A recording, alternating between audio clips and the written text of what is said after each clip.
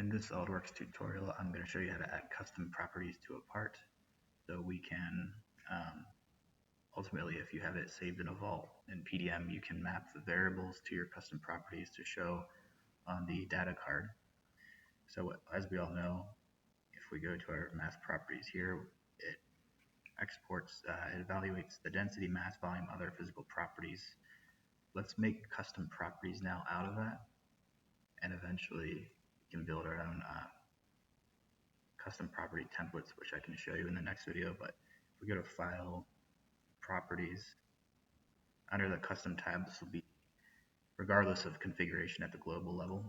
We can type in material, leave that at text, and from this drop down we can select material, and it'll automatically evaluate the material we have set for this part. Another example is from mass.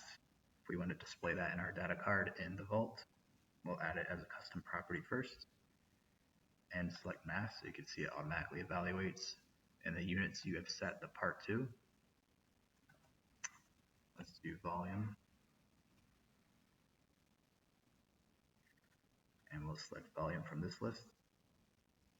So this is how you can set custom properties at the part level to then ultimately map to your PDM variables once they are created. And we can go ahead and save the part.